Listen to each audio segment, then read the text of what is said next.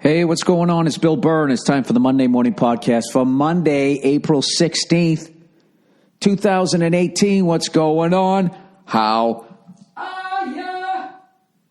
How's it going, man? Dude, you're on the other side of it, huh? You paid your taxes. You know? Hey, take more than I make. Who the fuck am I? I just did the fucking job. Let me give it to you, you rich cunt. What are you gonna spend it on, you haberdash and douchebag? That's what, you know something? That's what really gets my freckled fucking goat about paying taxes. I got no problem giving these fucking douchebags the money. I get it. Being a citizen of a country, it's like having a membership. All right? You want those fucking potholes filled? Hey, you want pens and pencils down at the fucking school? You want the red light and then the green light and the light bulbs changed? You got to pay your fucking taxes. So I don't have a problem with it. The problem I have, though, is when they get more than I get, and I did the fucking job. How did you make more off my gig than I did? And I was the guy up there fucking, dancing around. Going down to one knee in the end like fucking Elvis. As I'm wrapping up singing, His Truth is Marching On. I don't get that part. I mean, I do get it. I do understand that, we have a lot of expenses in this country. We got a lot of expenses. You know what I mean? We got a 15-year road trip that we're still paying for, right? Going on 16 years. 16 years, a 16-year fucking road trip. I'll tell you what freaked me out. I did the Rough and Rowdy, which was one of the great experiences I've had since getting into the business of show. But in the middle of it, Dan Big Cat Katz looked at me and said, "We just bombed Syria."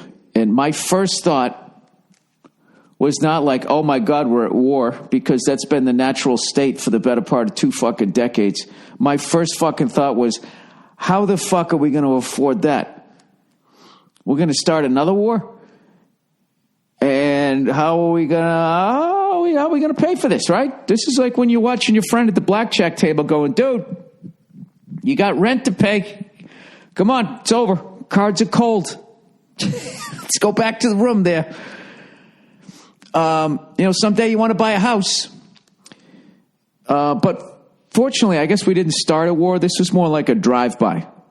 We did a drive-by with France, as far as I can tell, because... before I get in over my head, which I think I already am. I mean, is there anything better than listening to somebody discuss foreign policy who doesn't even have the decency to watch the news?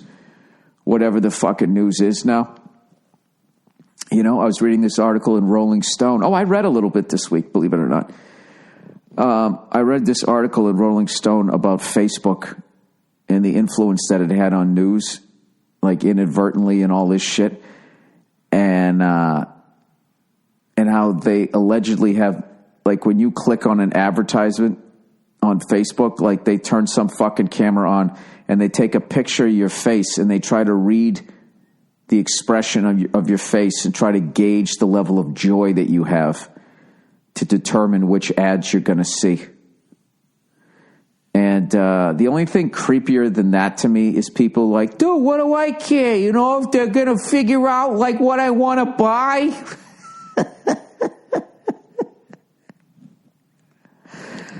Just as a fucking like human being that doesn't freak you out that's somewhere. I know they're not sitting there looking at it. It's some fucking computer. Dude, it's a computer. It's not a person. It's an algorithm, dude. I don't know. I just don't see any of this going anywhere good. All right. And then they're going to, like, in this fucking unbelievably efficient way, get you to buy something else that you don't need. So then you got to throw something else out in your house that then ends up in that swirl of fucking trash. And it's just like, it just doesn't need to happen. So, I say that as I just clicked on something the other day about ready to buy yet another snare drum, and I'm not even in a band. I don't have any recording sessions coming up. I don't know. I've been trying to walk away from it, but I keep thinking about this snare drum, and I don't know. I think I'm part of the problem. Well, I can't remember what the fuck I was going to look up. Oh, why did we bomb Syria? This is how I learned about us. Okay, and I'm going to click on the first thing. The U.S. bombed to punish it for a chemical attack. That's what I thought. U.S. bombing Syria and Russia's response. You know, Russia is in America, we act like we used to date. You know what I mean? So then when we had a bad breakup, no matter what they do, we're like, oh, we didn't like that. And then they do the same thing. Oh, my God, he's so stupid. I can't believe I wasted time getting to know that person during World War II. The United States, along with Britain. Oh, Britain was there, too. Jolly good show. And France bombed Syria. Does anybody in England ever say jolly good show? Huh? I've been to France like 2 or 3 times, and I've never heard anybody go, ho, ho, ho. All right, bombed Syria on Friday night. Friday night, let's kick the weekend off right. Let's bomb Syria. The decision to strike came 1 week after Syrian President Bashar al-Assad. That's like a fucking number 1 draft pick name. Like a wide receiver, except for the first name. You know? Like Tayshaun al-Assad. Dude, the guy ran like a fucking 4.140. We just signed him. I'm telling you right now. Guarantee it. Calling you right now. Put it on your fantasy team. He's going to get at least 1,500 fucking yards this season. All right. Use chemical weapons against civilians outside of Damascus. I believe that's the capital. Killing at least 42 adults and children. After that attack, President Donald Trump promised to exact a big price on the Assad regime. The U.S. and its allies deliberated a response over the following week. What are we going to do? We're going to, you want to firebomb? Economic sanctions? What do you say? 3 to 7 missiles, maybe? Including one on the outskirts of, okay, and then on Friday night, the countries hit 3 targets, including one on the outskirts of Damascus, all related to Syria's chemical weapons program. A research center, a storage facility, and an equipment facility and command post. Wait, they said we hit 3 targets. They just listed 3. 4, I mean. Research center, a storage facility, and an equipment facility and command post. Oh, I don't fucking know. The map of Syria shows the targets hit on Friday. The strikes hit at the very heart of Syria's chemical weapon program and dealt it a serious blow. All right. That's fucking weird, man. So we did that, and okay, and I guess that makes the world safer somehow. I have no fucking idea. I don't understand how it gets. But here's my question. All right, because God knows I don't fucking pay attention. What if Syria somehow poisoned our food supply? Or cooked our economy? You know? What the fuck would we do? Or started a heroin epidemic? In this country? What would we do to them? Why don't they do a drive-by on some of these fucking assholes who are allegedly American? They are American citizens. What the fuck they're doing here? Is that ever going to happen? Fuck no. Because those cunts donate to the politicians' campaign funds. So everything they do, it's like it never happened. And then they also advertise on these so-called news networks, so they never talk about this shit, right? But if old Freckles goes down and tells the wrong Me Too joke, all of a sudden I get in trouble. This is the world we're living in. I'm going to keep asking questions. My voice will keep going up higher. You know what Syria's biggest problem is? It's not that they use chemical weapons. It's that they didn't buy advertising on CNN and Fox before they did it and donated to the standing president, be he a Democrat or a Republican. And I am saying he, because there's never been a who man as president. You know, and I'll tell you right now, as long as they keep bringing women around like fucking Hillary Clinton, I don't think it's ever going to happen. Okay? You got to have some level of warmth to you. You can't come out there with an Al Gore smile, with the fucking with the Mike Dukakis look on your face, thinking that you're actually going to win it. It has nothing to do with your policy. All right, you got to come out there. You got to look relaxed. You know, you look like you're comfortable. You can't look like you're in way over your fucking head. You know, having that look on your face like, do they like me? Do they really like me? I don't think there was anything more. Donald Trump's scowl was as terrifying as Hillary Clinton's, that maniacal fucking smile. Where it was just like, I can't imagine. Like, just imagine. Imagine you're hanging out with Hillary Clinton and you tell a joke and then she smiles the way she fucking smiled. You would just be like, oh my God, I think this person's going to bury an ice pick into the side of my neck. And then Trump, it would be over there all like, look with that look on his face. I still can't believe one of them won it. Or we came down to those two. But we did.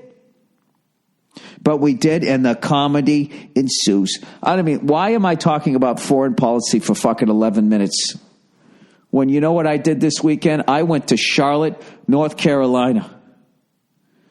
All right. And I went to the third installment of the Barstool Rough and Rowdy Tough Man competition. And I'll tell you right now, I don't think I've had that much fun at any fucking show business gig since I can remember. I want to thank David Portnoy and Dan Katz for letting me sit there and run my yap for 4 glorious hours, over 40 fights. Dude, somebody would get knocked out and it was just like, get him out of here. And then someone else would go in. And every fight, there was a couple of boring ones. But other than that, every fight was great. And if it wasn't a great fight, it was a funny fight. Like when you'd get 2 fatties in there and eventually they would get gassed and the fight would just start going into slow motion. I don't know why I didn't think to start commentating in slow motion. Like slow my voice down.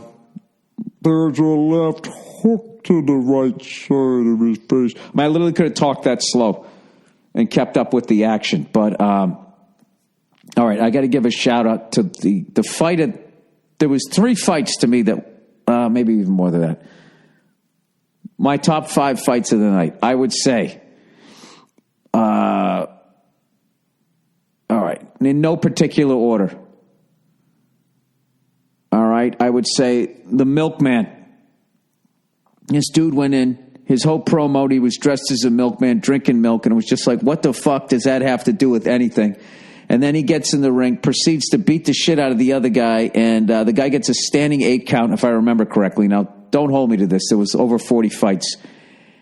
And after the standing 8 count, this dude came running across the ring like Tyson did in his early days when he threw that overhand right, like he was trying to throw somebody out at the plate from the warning track, and hit that dude who looked like fucking Geese Osby from the Globetrotters. Like he literally thought he killed him.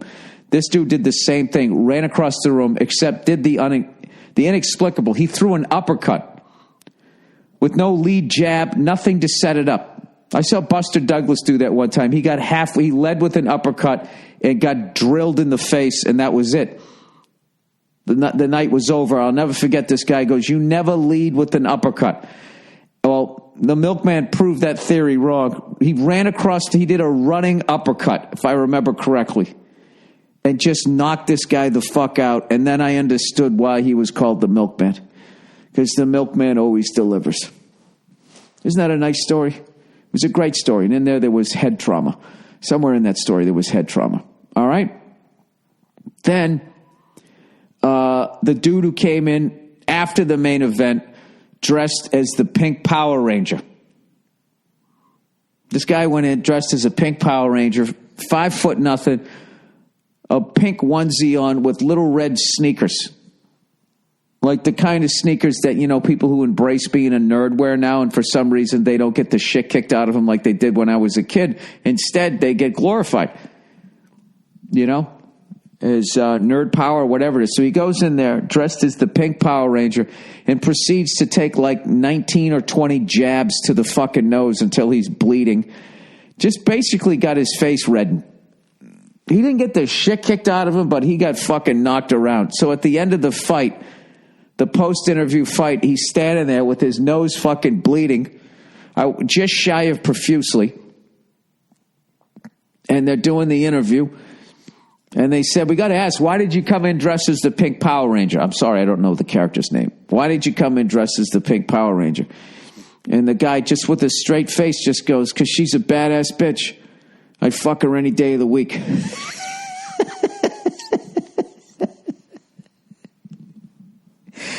I don't know if the kid understood how funny. If he understood how funny what he just said was, the way he delivered it, I would say that that's the next great comedic mind in Hollywood. Because it was very Andy Kaufman. Stab your nose, bleeding. And the way he said, I'd fuck her any day of the week, he said it like the actress that plays that Pink Power Ranger would be thrilled with that opportunity. Like, oh my God, I could fuck this guy any day of the week? Well, the whole window of opportunity just opened. I to the point I'm almost dizzy with my new options. The thrill ride against the Bavarian Hungarian, the German versus the American, which all night long people were in the building chanting USA, USA. Anytime anybody came in, if you wore sweatpants, if you had on a sports bra or whatever the fuck you had, a bandana, anything that had Old Glory on it, people would start chanting USA, USA, even if the other opponent was also from the United States of America. Thrill Ride lost a unanimous decision. I thought it should have been a split decision. But he fought a great fight, and the German won. Just a fucking monster of a man. That was a great fight. And then lastly was the frat boy versus the blue collar kid. And, you know, you think the blue collar kid's going to fucking come in there just like a Hollywood movie and show this rich so-and-so, you know, what a fucking knuckle sandwich tastes like or whatever. And that's not what happened. The frat boy kicked the shit out of the guy. Like, the guy had no fucking answers. And then the frat boy threw a left, and he must have missed, and he separated his shoulder, it looked like. And then he grabbed his shoulder, he had it back up, and they got the video. He popped it back in himself like fucking Mel Gibson in Lethal Weapon. And he wanted to continue, but the ref was like, you can't continue. So then the blue-collar guy won. Yeah, I don't know if he even landed a punch. So in the post-fight, the frat boy is fucking pissed. He's got all his frat buddies there, and the blue-collar guy talked all this shit. Oh, yeah, you're bringing all your frat buddies? Well, they're not going to be in the ring to save you. It's just going to be you and me, and I'm going to kick the shit out of you. Well, the frat kid didn't need all his friends. He beat the fuck out of that guy. And the post-fight, they were interviewing the frat kid going, it's a tough loss. And the frat kid's going, I didn't lose. I beat the shit out of him, which was true. And then the interviewer just kept going, yeah, but you lost. Yeah, but you lost. He kept going, yeah, but you lost. And I saw at one point the frat kid consider punching the interviewer in the face. And I was actually nervous for the interviewer. Thank God the frat kid didn't do that. And then special mention would be the guy who came in. He looked like an angry version of the lead singer from Maroon 5. And he came in and in the first round did not throw one punch, just put his gloves up on either side of his head. And we were like, what the fuck? This is like El Prez seemed like he was getting upset, you know, like when Dana White gets mad because someone doesn't put on a fight. The crowd was booing and all of this shit. And then he comes out for the second round and he kind of looked over in our general direction, but not quite at us, smiled and winked. And I said, oh, shit, he's doing the rope-a-dope. He just let this guy rock him, sock him, and tire himself out. And then he went back out there and started doing the same thing again. And I'm like, what the fuck is he doing? But then eventually he started throwing punches. They're 3 1-minute rounds. And by the third round, you know, he'd thrown quite a few punches and landed quite a few. But still, I thought the other guy was a clear victory for him, and the judges came back and they gave it to the Maroon 5 guy. So there's a little bit of controversy. But anyways, when I was sitting there fucking ringside, about ready to announce boxing matches, this is something that I actually, it's one point in my life, I wanted to be a sports announcer. And before I realized that it was a lot of work and I had no idea how to do it. So I just was like, well, I kind of get in trouble for making jokes. I'll just become a comedian. How about that? Well, I was sitting in that fucking ring, the Civic Center there, whatever the hell it was. And it looked like the crowd looked like an early 80s wrestling crowd. And when they all started chanting USA, USA, I was just like, this is so fucking surreal right now.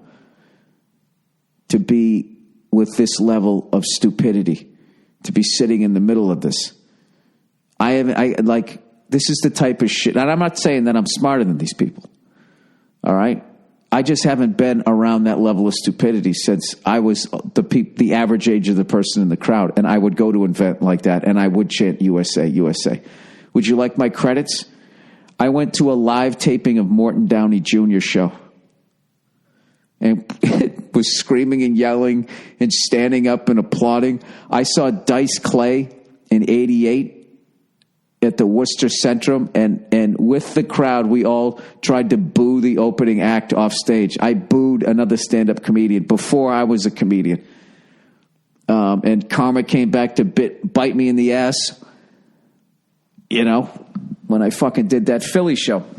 So I've been there. And to be at an event like that, a tough man event, when everybody was chanting USA, USA, was so fucking surreal. And I just pictured all these fucking, all these liberal people fucking being disgusted with it. And it just struck me as really funny. And I don't know.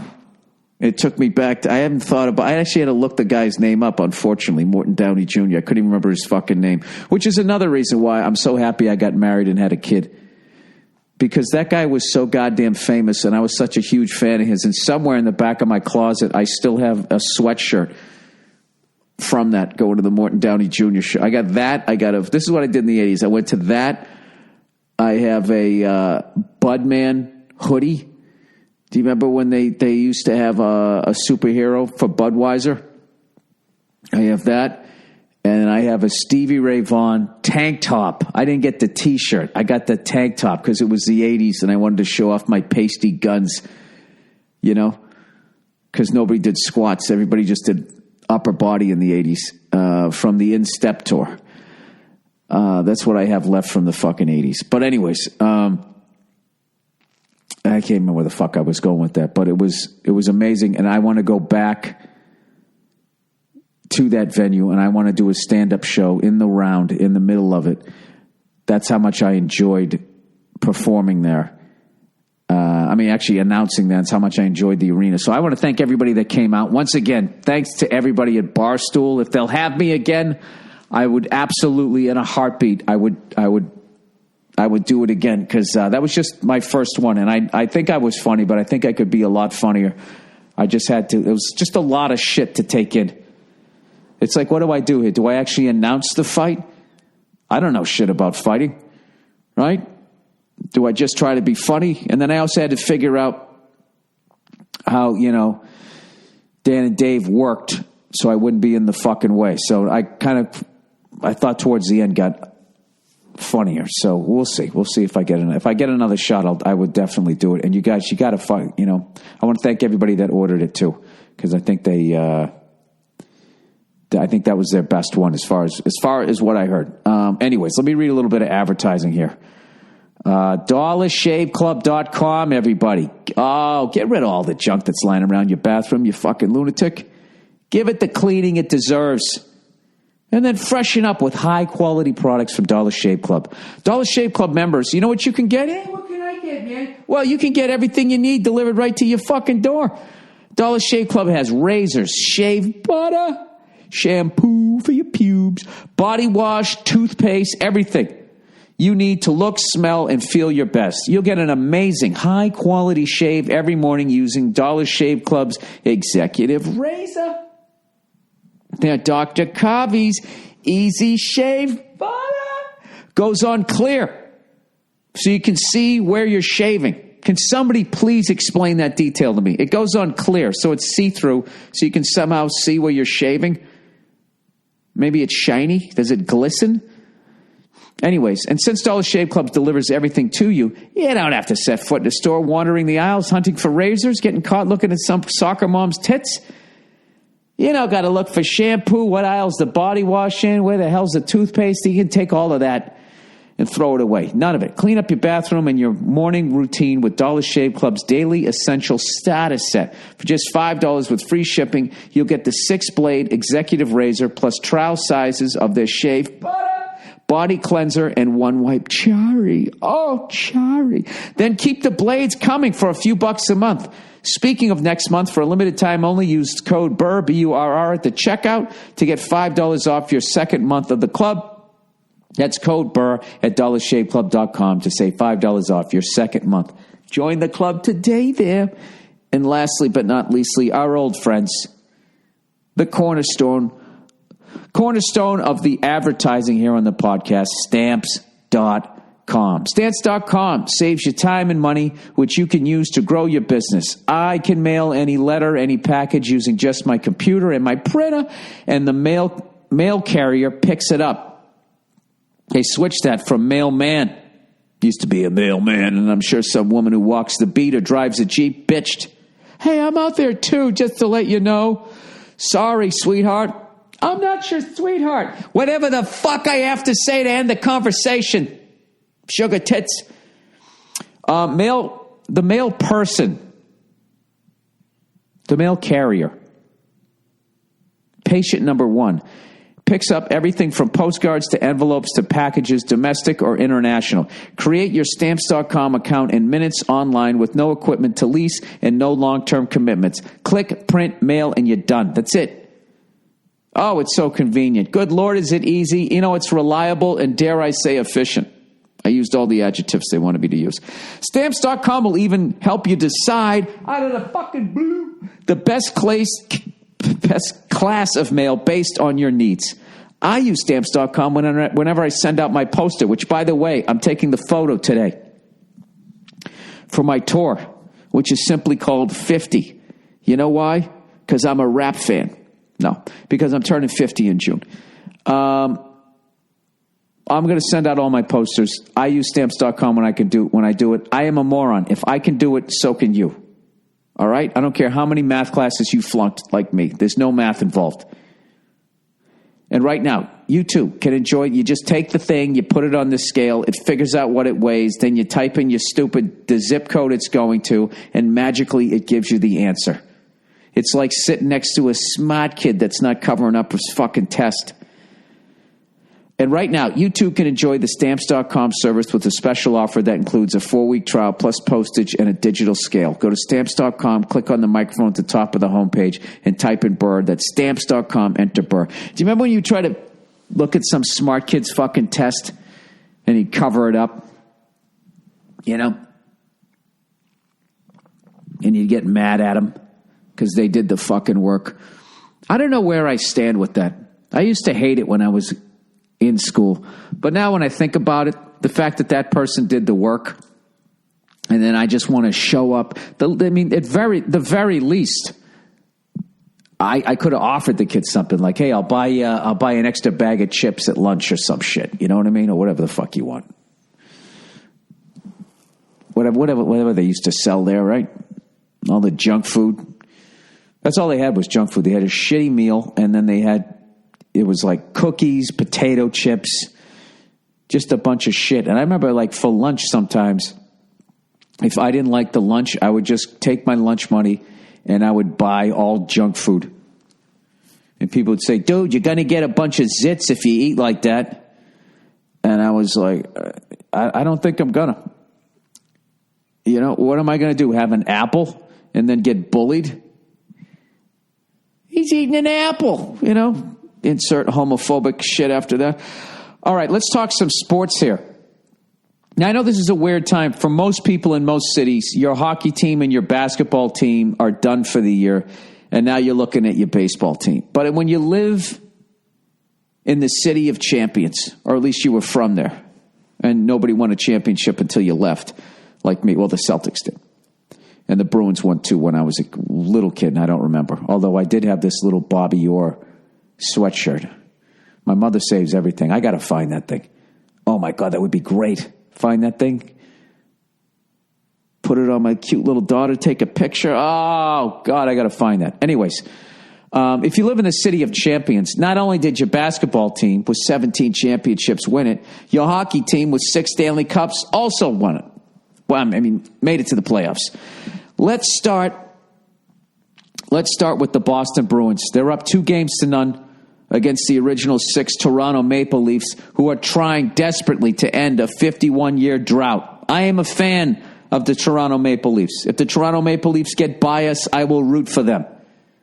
Okay? I would like the suffering to end in Toronto. All right? I would also like us to beat them. I want us to beat them first. However, if they do beat us, then that will be my team. All right? Having said that, you got your asses whipped in the first 2 games of this series. I mean, it was easy. I mean, I'm not going to say it was. The first 2 periods of game 2 were a little scary. And period 1 of the first game, you know, that 51 when he did that fucking slap shot from the fucking blue line, that laser that hit the crossbar.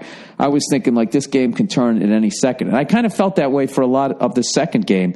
It just never did, because we have a guy named David Pastrnak on our team who's, I would say at this point, is just shy of becoming a superstar. The guy's got 9 points in 2 games. He's making it so ridiculously easy. He fucking scored the last goal. He put the puck between his legs like he was fucking around before the game. Right? There should have been Globetrotter music. That's the second Globetrotter fucking reference in the same podcast. Within a half hour, 32 minutes, excuse me. You find another podcast out there that's going to bring up Geese Osby and then fucking in a falsetto voice, can't even talk right now, sing Sweet Georgia Brown. Huh? You tell me. You tell me, you show me a podcast that does that, and I will show you a more successful podcast than this one. 9 points.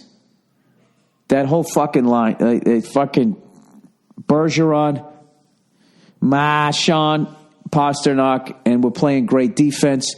Tuukka's been, making some incredible saves. You can tell right now that I haven't watched a lot of games this year. All I know is that the front office of the Boston Bruins has not gotten the credit they deserve for the incredible rebuild that they did of this team. They got rid of everybody. Oh, look who's here. Hey, Hi. What? I have a doctor's appointment at 10. I gotta leave at 9.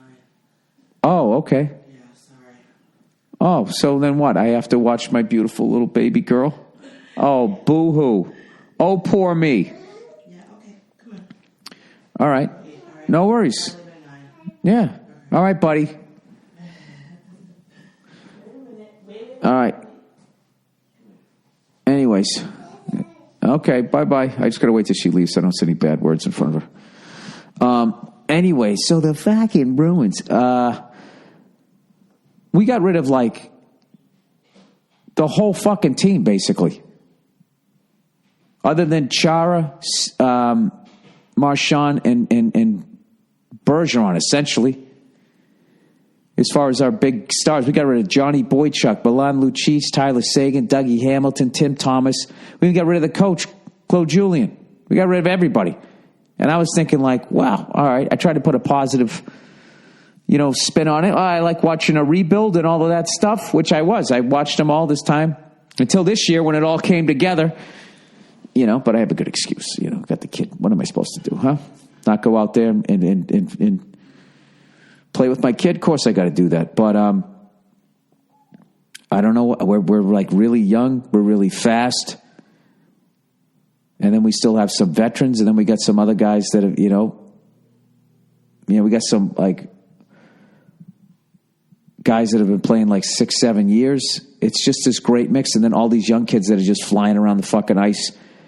And I don't know what we're going to do this year in the playoffs. It's looking good so far, but I am liking the future. And speaking of the future, the Boston Celtics, that's what you're watching that's out on the court because everybody's fucking hurt. Kyrie Irving's out. Marcus Smart's out. And you know what? I totally forgot about that. Gordon Hayward kid played fucking half a quarter this year. He's coming back next year. So I'm just watching the Celtics this year to see, like, as far as the playoffs, to see, like, Tatum, Rozier, Jaylen Brown, all of these guys getting all this just quality minutes in the playoffs. It's just going to help us in the future. And, you know, I don't think that we were going to get by Cleveland or even Toronto. Toronto looks unbelievable. But my favorite thing in the NBA playoffs right now is the name of the Milwaukee Bucks coach, Joe Prunty. I swear to God, every time they say it, it's like, did they just say cunty? And I don't know why, but if there was a drinking game that every time they said Joe Prunty in the broadcast that I watched, I would have been shit-faced by the end of the first quarter. Joe Prunty. I guess what's his face? I can't remember his fucking name either. Jason Kidd. I don't know what happened to him. He was there. I don't know why he's not there. And it's going to be great to watch. I don't know how many games against the Bucks and Giannis Antetokounmpo. Antetokounmpo. Is that how you say? Antetokounmpo. Let me actually, you know what? Let me get the proper pronunciation of that. That was a fucking great game. I mean, it's you can't, as a Celtics fan, not be disappointed when you're watching it, seeing all our big guns on the bench, being like, we would be kicking the shit out of this fucking team if everybody was healthy. Giannis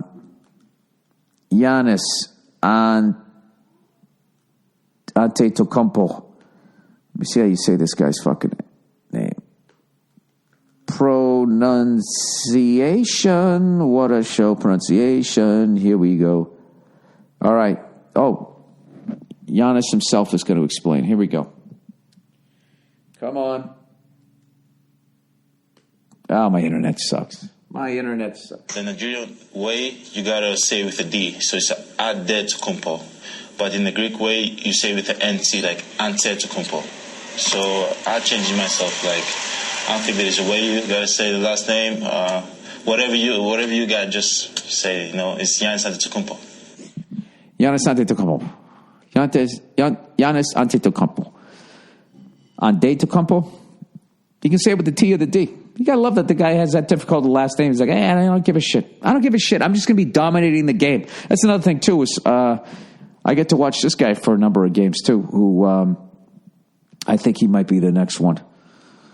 You know, if LeBron ever gets old, I would say this guy is going to be the next one. It's going to be, maybe it'll be Kevin Durant and then him, as far as like the best guy in the league. And I'm saying that having I don't really know shit about hoop.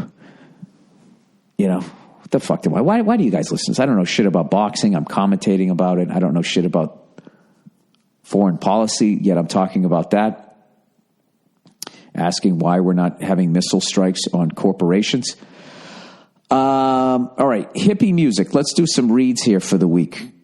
We're going to do a couple of reads here for the week. Oh, by the way, I have to admit, I gotta become Jimmy Swaggart here, Billy Swaggart. As far as remember I said I was going to be vice free. 16 days, and actually the final 2 days in March is when I started this. But I said I was going to be vice free. I got to go a little Jimmy Swaggart here. I have sinned against you.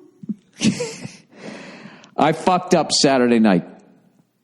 I went out with my lady, and we went out to go see some live music at this little club / dive bar that we really love going to.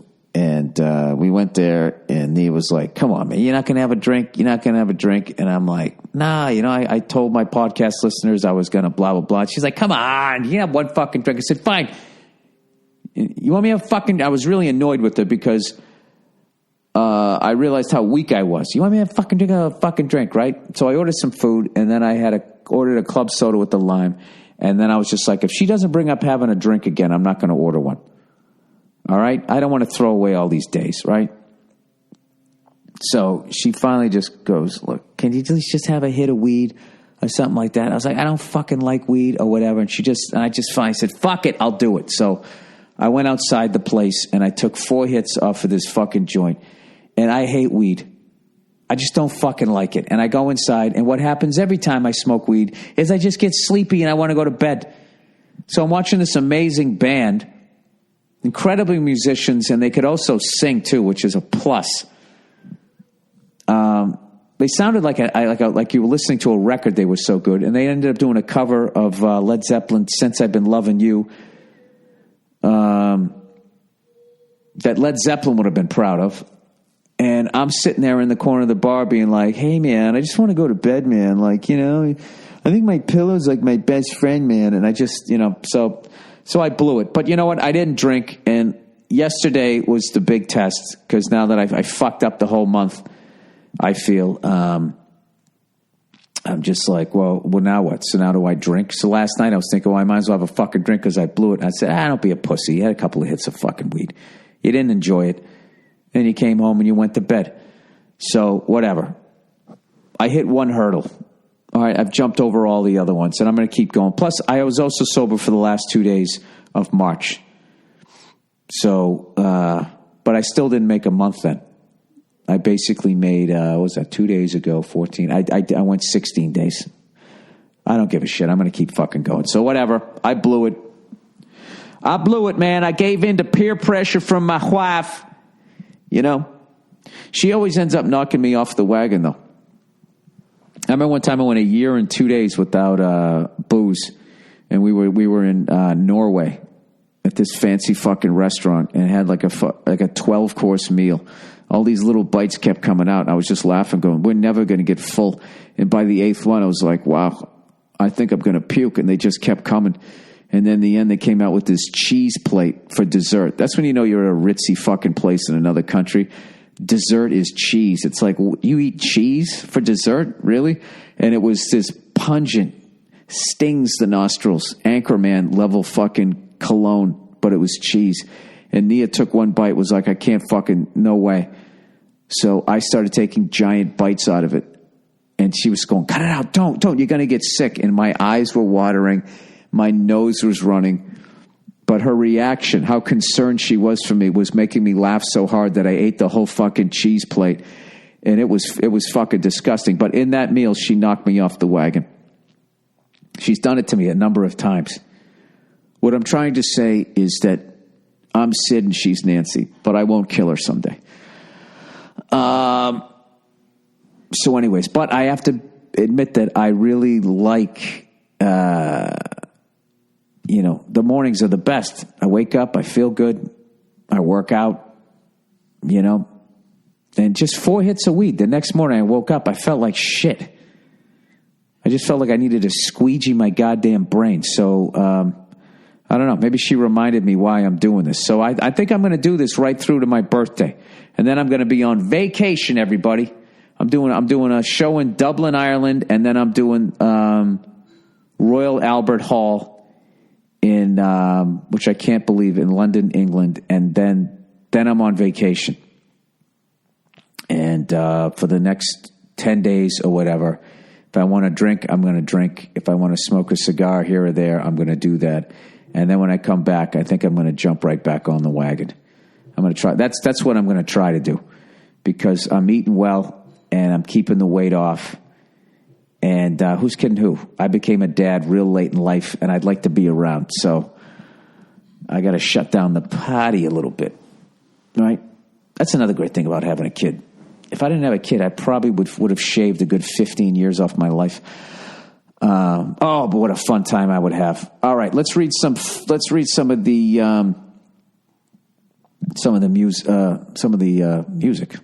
Oh, hippie music. That's why I said music. Some of the questions here for this week. By the way, did anybody see the Andre the Giant? Speaking of civics, the Andre the Giant documentary. You got to check it out. You got to check that out. My favorite part was, I guess, in the locker room. The only thing they allowed in the locker room were wrestlers and the referees. No one else was allowed in there. And Andre would always be in there playing cards. And what I loved was when they actually had footage of somebody walking in there with the camera, and Andre the Giant standing up, just going, "Get the fuck out of here!" You know, goddamn Bigfoot. That's when he had the fro. And he stood up, and the person just ran out with the camera. That was my favorite fucking part. Seeing a giant angry. Usually it's a gentle giant, but actually seeing him fucking upset. Oh, God, I'm fucking yawning. Sorry. All right, guys, sorry about that. I'm supposed to fucking liven up your week, not make you want to put your head down at your desk. All right, hippie music, blind spot, follow-up, not original writer. Hey, Billy Red Tits. Saw your first Cincinnati show with two friends last Saturday. You absolutely killed. Prime Burr. This is why you're the greatest living comedian. Oh, well, isn't that nice? And he said, okay, let me take your dick out of my mouth. Why do guys always feel like, you know, they get all fucking homophobic out if they compliment another man? They always have to say, hey, man, yeah, that's a nice shirt. No homo. It's just like, well, dude, I've known you for 20 years. I would think if you would have fucking made a move at this point. You know, you could just say nice shirt. As per the most recent Monday morning podcast, I'm writing to second John Fishman of Fish as a drummer you need to pay attention to. You asked for starter. All right, this is it. I'm going to fucking get into Fish. You asked for starter albums. I submit a live release. You should start with live double album, a live one, or a studio circa 1993 Rift. Rift is my favorite album. It's a concept album. Oh, all right. You know what I'm doing right now? I'm going to download it right now so I don't forget. All right. Here we go. iTunes Store. I'm old. I know you guys all use a cooler fucking downloading site. All right. Fish with a PH. RIFT. Let's see if I can get it. Where is it? Rift. $9.99. Bam. Clicked.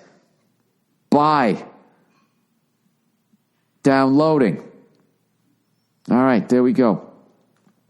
I took your advice.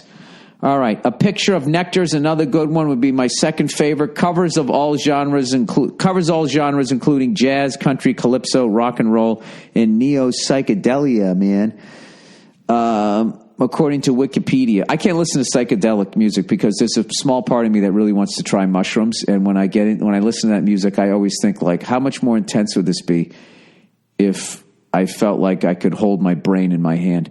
Name for nectar. You know what? But I'll never do psychedelics because you have to be home when you do it. But now I got a kid, so I can't be tripping with a kid. Can't do that. That's when social services comes by and takes your fucking kid. Name for Nectar's Bar in Burlington, Vermont. That's what the album's named after, where they were the house band starting off their careers. Anyway, love your shit and psyched to hear your thoughts on John Fishman.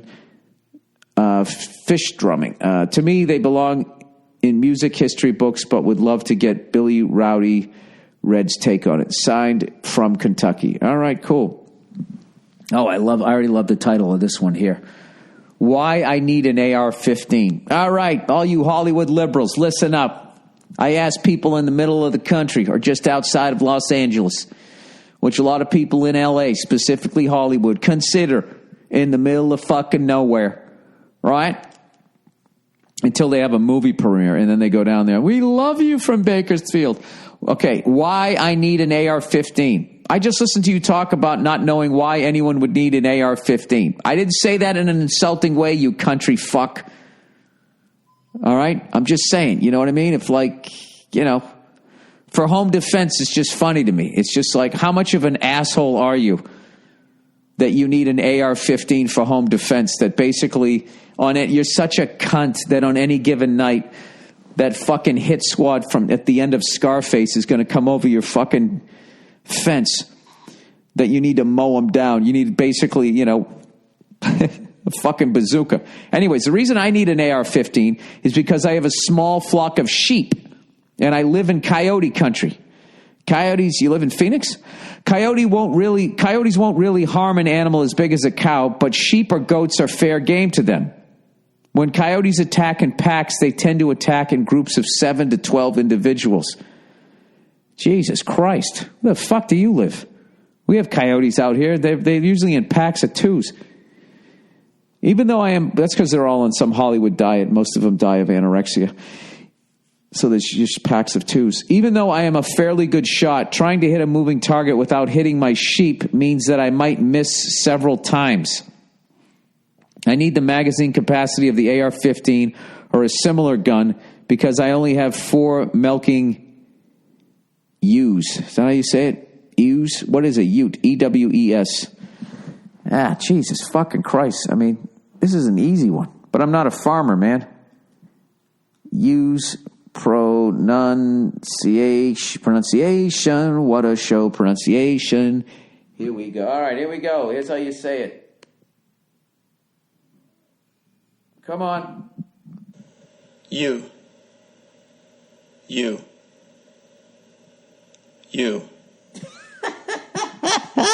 Did he need to do it 3 times? How fucking dumb am I? You. How do you say it? You. Yai? You. Oh, you. All right, you. He did a subtle different read on the second one. You. Oh, God, what's happening now? Sounds like I'm hungry. Oh, 50 word mistakes. Hello and welcome back. In this lesson, I will show you 50 words that you are probably pronouncing incorrectly right now. And I'll also teach you how to say them correctly. Oh, I thought you were just going to say how to say them wrong. How do you say it? Well, we say pronounce, pronounced, and pronouncing, but pronunciation. There's no noun in this word. It's pronunciation. Nobody says pronunciation, you fucking clickbait cunt. Cat. There's no og in there. It's cat. All right, why I need an AR-15. Okay, so these coyotes come down in packs of 7 to 12. Oh, my God, and his ewes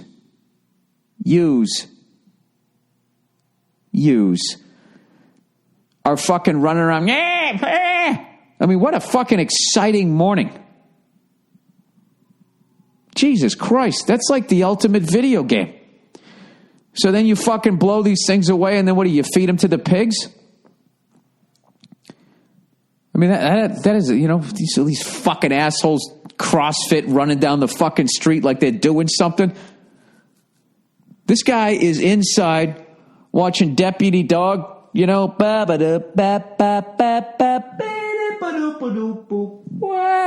right? And all of a sudden, he hears one of his ewes going, "Hey man, they're coming over the hill," right? And then he's got to come out there with this fucking machine gun.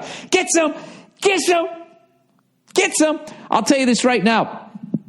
If I could fucking rent a helicopter big enough, and we could open a door and you could fucking shoot him from up there, I would fly you around your own property, sir, while you did this with your fucking AR-15.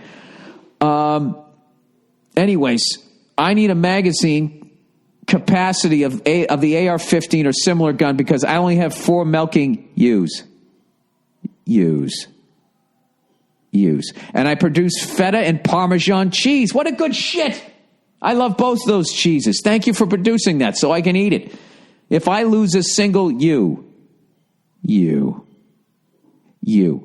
that represents a significant percentage of my income for the year. That's, all these Hollywood liberals, I swear to God, if you stole their fucking yoga mat or threatened to cut off their fucking man bun, I bet every one of them would get a fucking AR-15. But they put pink bullets in it. My sheepdog can hold the coyotes off for a little while, but not forever. That dog's got heart, huh? Holding off 12 fucking coyotes. That's like when Magic Johnson played every position. Other farmers in more western states need the AR-15 to protect from mountain lions or wolves. So when someone said no one needs an AR-15, I guess they think that I'm nobody. Aw, you're a somebody. You make the cheese. Why did you have to go that route? You proved your point, and now you're trying to make everybody feel bad for you. Oh, he wrote, I am somebody. This is hilarious. This is like self-help. I guess they think that I'm nobody. I am somebody. And I have a legitimate need for an AR-15. Oh, let's clap. Round of applause. That was just textbook. Huh? What's he supposed to do? Let those U's get killed? And then little kids can't put Parmesan cheese on their fucking rigatoni? God bless you, sir. God bless you, your AR-15, and the wonderful cheese you make. What do you do with all the dead coyotes? Huh? Man, this guy, that's fucking living out there. I mean, the first one yelped when you fucking shot it. I would feel like an asshole. However, though, I would know good and goddamn well that if I didn't make the cheese, then I would be living outside. Next thing you know, those pack of 7 to 12s would be coming at me, right? Going to take a fucking bite out of my flat fucking freckled pasty behind. Can't have that. Good for you, sir. I'm glad they invented a weapon so you can keep making the cheese. And you can afford to keep, paying the banker cunts. God bless you. I'm convinced. All right, girl, that's a great fucking argument. That argument is nowhere. You know what it is smart people never take surveys. They never get on TV. So all you get is these moron gun owners going like, well, what if the government were all of a sudden not to be nice to me and I needed to fight them off with their F-16s and their tanks? I need it for home protection. Why? Okay, girl at bar used my phone to Venmo herself $300. Now, I don't know what Venmo is, but this guy basically explains it. Dear Billy Bass on the wall. The other night, I was at this bar with a few buddies, and we started talking to this group of girls. I was hitting on this one girl, and we talked for a little more than an hour. Her friends then said they were leaving, and so before she left, I asked if I could have her number. She said yes, and she asked for my phone to put in her number, or so I thought. Uh-oh. While she was putting in her number, I wasn't really paying attention and started talking to my buddy. Next thing I know, she's handing back the phone and saying goodbye. I told her I'll text her later this week and try and set something up. Well, the next day I went to look for her number and I couldn't find it. I searched and searched, but the number was not in my phone. I was a little disappointed, but stuff like that happens all the time. See, this is why this guy gets laid. He shakes it off. That's right. What the fuck are you going to do? Take another swing, right? A few days later, I went to Venmo a coworker money for lunch, and in my recent transactions, I see a $300 payment made to that girl from the bar. Well, now you got her contact info. Hey, lady, this is what's going to happen. Either you're going to fuck me or I'm going to get my $300 back. By the way, you're paying for dinner with my money. That bitch took my phone and Venmo'd herself $300 while pretending to give me her phone number. I got to be honest with you. If that was her plan the entire night, and she was nice enough to make you then ask for her phone number, I mean, that's fucking amazing. It's disgusting, but it's amazing. He said, I, of course, was furious and immediately thought of reporting her to the police and to the people who work at Venmo. But I thought nothing will get resolved because how can I prove I didn't send her the money? Easily. Tell your story. Right? You got to do. He said, I think you got to do something. Anyways, he goes, also, I kind of respect the move. It's a piece of shit move, but pretty clever. It is pretty goddamn clever. What would you do in this situation?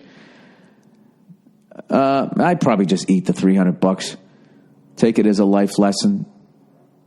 I never go after people. I just don't. I don't do it. I'm just like, well, I learned a fucking lesson. I won't do that again. He said I could try and get the money back, but do you think the effort and the hassle outweighs the reward? I think you should do it because it's actually a crime. She stole money from you. And, I don't know.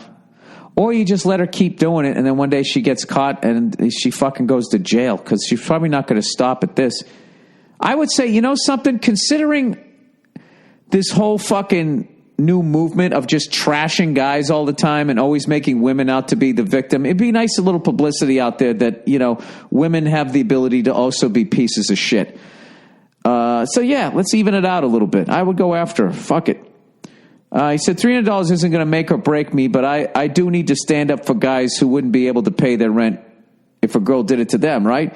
Any advice helps, and go fuck yourself. Yeah, I'd go after her. At the very least, even if you don't get your money back, just to fucking...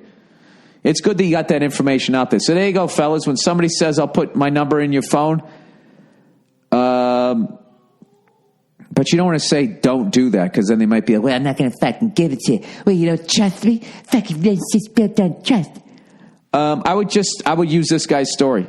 I would just say, well, the last time I did this, the woman took my phone and Venmo'd herself $300 out of my account. So I'm just a little paranoid. So what? Women give you their number all the time? Yeah, they do. You going to give me my number, or am I just going to go home and jerk off? Whatever. I don't know. You guys figure it out. I'm not in this world anymore. All right? I go to bed at like 9:30 every night now. Roommate smokes weed. Hi, Bill. I really like your podcast and really enjoyed your show in the Taft Theater last Saturday. Jeez, I must have had good shows in Cincy. That's twice in 3 letters. First time I saw a live show, and it was fantastic. I have a problem now. I'm in college, and my roommate and I live on campus. Well, that doesn't sound like a problem. That sounds like it's fucking time of your life. We have our own bedroom. And we have our own bedrooms. And we don't talk very often. I'm okay with that. The problem is he might smoke weed sometimes in the apartment. He mentioned he smokes weed the first day we moved in. I never smoke weed, and I don't know what it smells like. But the smells that came out of his room is not a cigarette. I'm 100% sure. Yeah, buddy, that's weed. The semester is almost over. Should I bring it up with them? Nah, just get a new roommate. He said it kind of bothered me with the smell. We only talked once when we moved in. I don't know what to do. It's against the rule on campus. Should I talk to the RA? Abso-fucking-lutely not. Not, dude. Don't talk to the RA. RA is one letter short of rat, and that's what the fuck you would be. Don't rat him out. Really like your comedy, and I think I'm the only Asian dude that went to your show. Thank you, and go fuck yourself. Well, thank you for showing up, and bring some of your Asian friends with me. I mean, with you, to see my show. Unless you're the only Asian in Cincinnati. I have no idea. I don't know what goes on. I don't do a census. No, I wouldn't rat him out. If you're really concerned about the RA, I would just say, hey, buddy, I don't give a shit that you smoke weed. Actually, I do care that you smoke weed, but I'm not a rat, so I'm not going to say anything to the RA. But it is illegal, and I'm concerned that how much I can smell it, the RA is going to smell it, and then I'm going to get in trouble too. All right? Can you do a better job of blowing it out the window, or stick a thicker towel underneath the door? All right? That's it. I swear to God, I won't talk to you again. Man, that sucks, man. You guys don't even talk to each other? So the first day you came there and you were just like, I don't smoke weed, and this guy's just like, well, I'm fucking done with you. Everybody thinks pot smokers are cool. I don't know. This guy sounds like a cunt. Neighbor drove through my fence. Hey, Billy Belligerent. The title sums up this email, but I feel like I'm in a bit of a situation. I recently moved back into my childhood home after being away for about 4 years. Unfortunately, my dad passed away. Sorry to hear that. But he left me the house that he paid off in full. Nice. How the hell did he do that? Usually they hit you with so many penalties and fees that you have to put the house back into play. He said the house itself is in disrepair. Oh, well, there you go. Leaky roof, bad septic lines, etc. So I already have a lot to take care of in the coming months. Yesterday, my neighbor and childhood friend got shit-faced and drove his new truck through my fence. And this is some fucking redneck shit.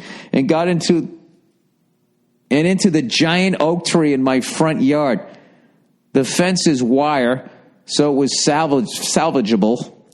I need to go to that pronunciation video. Salvageable.